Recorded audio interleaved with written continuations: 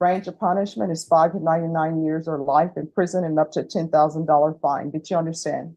Yes, Your Honor. Is there a reason she's crying? She's just upset. All right, what are you upset about? Just situation. I didn't expect this. What's upsetting you about the situation? There's a lot of things that I should have done and I didn't do when she first arrived at our home. Court is going to sentence you to. This case right here is one of those that just sticks with you, and not in a good way. We're looking at a woman on trial for the abuse and death of a child. The judge lays it out plain. The punishment could be anywhere from 5 years to life in prison with a fine of up to $10,000, serious charges, life-changing consequences. And while the court is calmly explaining all of this, the defendant breaks down crying, as if she's the one who's been wronged. Now look, tears in a courtroom can mean a lot of things: guilt, fear, regret. But in this moment, what we see— All right, state. Your Honor, as you know, this case involves the death of a child. All right, everyone, please whisper. A pretty horrific death of a child. And at this time, they are allegations, but due to the serious nature, we feel that $200,000 is appropriate. But that if the court is willing to lower them, then obviously full conditions. But for something involving something like this, I feel like anything lower than 150 even would be just way too low. It also is a little concerning that no one's willing to help her, because then how is she going to be supported in the community? That's just concerning to the state, Your Honor. Well, just to clear it up, it's not no one. It's just people that, unfortunately, the people that are willing to help are just unable to do so financially. So. All right, the court is going to deny the motion, and the court has had no evidence on what amount of bond that she is able to make. So at this time, the court will deny the motion. And counsel, if there's an issue, is your client in protective custody? Yes, Your Honor. Now. All right, if there's an issue at the jail with her safety, just let the court know. But my understanding, she is in protective custody. Beyond that, that's all I can do. And counsel, I've always found them to be receptive if there's an issue with danger. Okay. Yes, Your Honor. All right. Thank you. Thank you. C feels less like remorse and more like self-pity. She admits she didn't expect this, that she should have done more when the child first arrived at her home, and that's where my blood starts boiling, because that's the point. The child needed help, needed care, needed protection, and instead, we're sitting here talking about how this little life ended in tragedy. The state steps up next, calling the case exactly what it is: horrific. They argue for a bond as high as $200,000. Court is calling 2022 CR 11873, State of Texas versus Yvonne Monica Perez. Can I have parties announced for the record for the state? Allie Jackson. Defense. Matthew Allen. Are you Miss Perez? Yes, ma'am. Yes, Your Honor. Counsel, have you received all the discovery? Did you review it with your client? Yes, Your Honor. Court will find that the state is in compliance with discovery. Did you understand you're charged with assault intentionally, knowingly of serious bodily injury by omission with the child? Did you understand that's the offense? Yes, Your Honor. Range of punishment is 5 to 99 years or life in prison and up to $10,000 fine. Did you understand? Yes, Your Honor. If you have a plea with the state, the court does not have to follow your plea. If for any reason the court doesn't follow your plea and gives you more than you bargained for, the fact that you entered a plea will not be used against you, and you will be allowed to withdraw your plea. Did you understand? Yes, Your Honor. Do you believe she has a rational as well as a factual understanding of the charges against her? Yes, Your Honor. Do you believe she's currently competent and was legally sane at the time of the offense? Yes, Your Honor. Ms. Perez, has anyone threatened you, coerced you, or placed you in fear to get you to enter this plea? No, Your Honor. Anyone promised you anything other than the plea? No, Your Honor. Are you satisfied with the way you've been represented? Yes, Your Honor. Are you a U.S. citizen? Yes, Your Honor. Court will find that defendant has knowingly and voluntarily waived her rights to jury trial. Did you review the plea bargain page with your attorney? Did you understand it? Yes, Your Honor. According to the plea, punishment is to be assessed at 18 years in the prison and there are no applications. Did you understand that to be the plea? Yes, Your Honor. And honestly, who can blame them? Something like this deserves nothing less. The prosecutor points out that lowering bond would be a mistake, not just because of the crime itself, but because the people who would step up for her financially can't afford to. Translation? There's no strong support system here, and that makes her an even bigger risk. The defense tries to push back, but the court isn't having it. The judge shuts it down and keeps bond where it is. No breaks, no sympathy. As far as the court is concerned, she'll sit exactly where she belongs until the law sorts this out, and that's where part one of this story leaves us. A crying defendant, a stern judge, and charges so serious they could put her away for life. But trust me, this Defense, is that the plea? Yes, Your Honor. State, is that the plea? Yes, Your Honor. Then to the offenses charged, how do you plead? Guilty, not guilty, or no contest? No contest. State, any evidence? State Exhibit 1.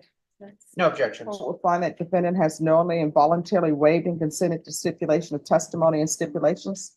Court will accept into evidence states exhibits 1 and attachments, and the court will review the same. Is there a reason she's crying? She's just upset. All right, what are you upset about? Just situation. I didn't expect this. What's upsetting you about the situation? Try to do something kind and just, It's just I don't know if the court has noticed, every time she's come in, she's been very, Crying. very emotional, Your Honor. I apologize, Your Honor. No, I'm just asking questions. All right, if we can go off the record. All right, state, are you asking to amend the stipulations? Yes, Your Honor. No objections. All right, and then the court will review states exhibits 1 and attachments with the amended stipulations. All right, after reviewing states exhibits 1 and attachments, court will find there is sufficient evidence to find you guilty, and the court will find you guilty. Are you proceeding with sentencing? Yes, Your Honor. Yes, Your Honor. Anyone want to say why you should follow this plea bargain agreement? I can speak briefly on that, Your Honor. I think for the stipulations, so the way that she came about, Ms. Perez came about to have the child was kind of strange to begin with. She, in my opinion, I think saw these 2 children that were on the streets. Her and her partner tried to help take them in. And then obviously there was an incident that Ms. Perez describes a week prior to this where, again, she should have taken the girl in for medical treatment immediately. And then obviously she fell from the stairs. Let's backtrack a little Okay. bit. Because it says in the stipulations that there were 2 people outside of the store. She says she's being a good Samaritan. So she takes them both back to her apartment. And then she tells one of them, I can no longer keep you here. You need to leave. But I'll keep the complainant. Yes, her and her partner, so her partner ended up, I believe, keeping the younger boy, and she kept the younger girl at the apartment. And then, And is this younger boy currently alive? Yes, Yeah. Your Honor. yes, And where is he? As CPS has removed him, or he leaves with other family. Okay. the incident described that is the leads to this tragedy, obviously, is Yvonne describes it as she's playing. Obviously, the kid shouldn't be playing on the stairs. We know that. She hits her head and her back. She seems like she's okay as far as checking on her. She's eating, watching So why would TV. she pinching her as a sign of as punishment? Because that's what it says in the steps that she would pinch her. Yes, Your Honor. Why? It wasn't like I'm pitching her, just kind of like a grab, like just It says it to left prompt bruises. her. I'm sorry. It said it left bruises. story doesn't end here, because just 5 months later, she's back in court, this time for sentencing. And what happens next? Well, let's just say it left a lot of people shaking their heads. The prosecutor lays it all out, and this is where things get even darker. This woman claims she was being a so-called Good Samaritan, picking up 2 kids from the street and taking them home. But let's be real. Who just takes random Kids off the street like stray dogs and suddenly becomes their caretaker? It doesn't add up. She kicks one of them out, keeps the other, and not long after, that child is dead. Now she's in court trying to paint it like an I didn't realize it was gonna leave a bruise. I didn't intentionally do it to like leave that bruise. The little girl, when my daughter was, when And so I think she's describing as, yes, she again is admitting to that. It doesn't matter whether you think it's gonna leave a bruise or not leave a bruise, I think we would agree. And then as far as her actions, she seemed like she was okay, and then the next morning, obviously, she's not, and then drops her off at the hospital, and then obviously does another, another bad thing, just leaves her and then leaves. She does come back, she does sit down with the police, she does talk to them, tell them everything that's going on and what happened. Obviously, at that point, it's too late, but I can speak to Ms. Perez from the day I've been with her for 20 months or so, from the day I've met her until today. Every time I talk to her, she's upset, and it's not because of so much of her situation, it's because of what happened, and she knows that she did wrong. She knows she wishes she could go back in time and change all of that, and she says that every time I talk to her.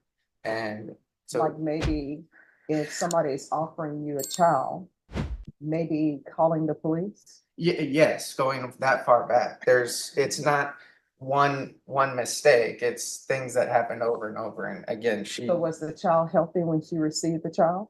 I don't, Was the child healthy when you received the child? the first one is Joel, No, I'm talking about the child that is deceased.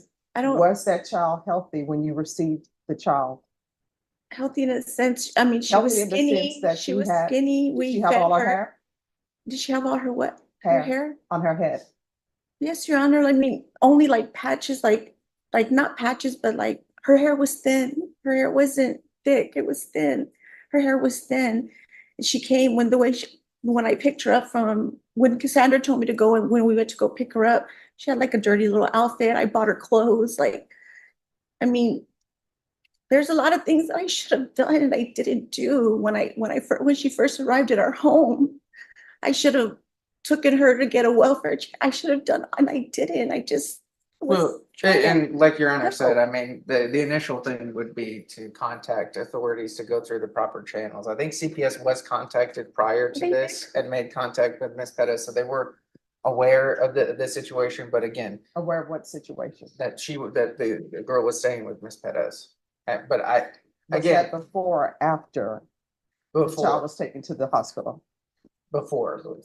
So Child Protective Services was aware that somebody off the street gave her a child, and she picked up the phone and called Child Protective Services and said, No, "I have this child." No, Ms. Pettis didn't. They contacted her. So again, I agree with the court. She should have done a lot of different things. Well, I and mean, I'm just unpacking things a little bit. Yes. So, The mother has extensive history with CPS and had different children taken away, so I think CPS was checking into the whereabouts of Ronnie and Howell. all right. It was that. So that's how CPS found out that the child was in her care, Yes. and CPS did nothing.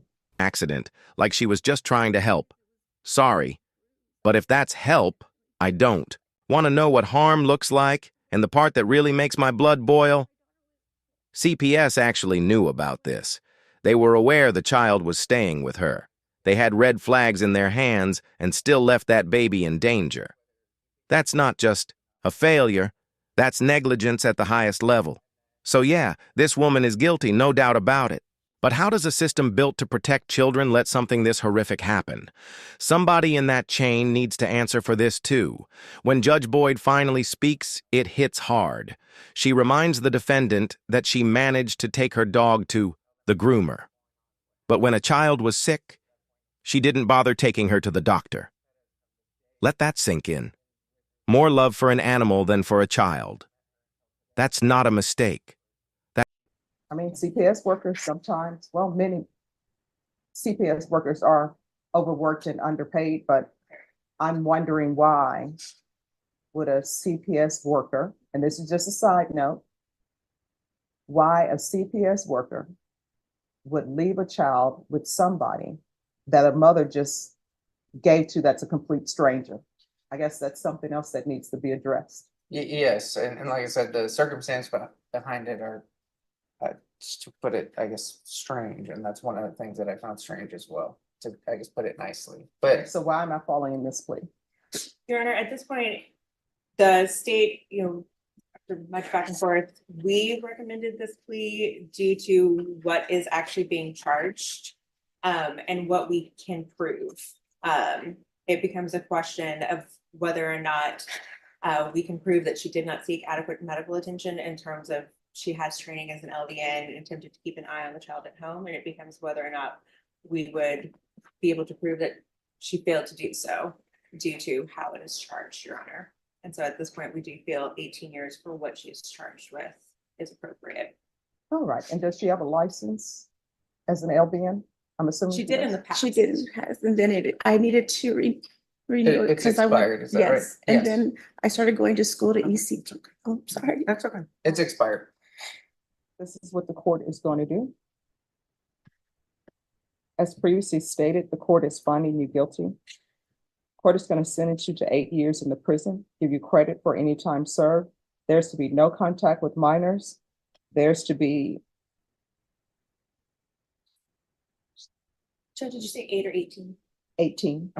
Yeah. Did I say 18? Okay. All right, thank you. It's okay. Matt and I are Yes, done this all right. morning. 18. All right, 18 years in the prison, credit for any time served. There's to be no contact with minors, and there's to be no employment in the future with minors or vulnerable persons.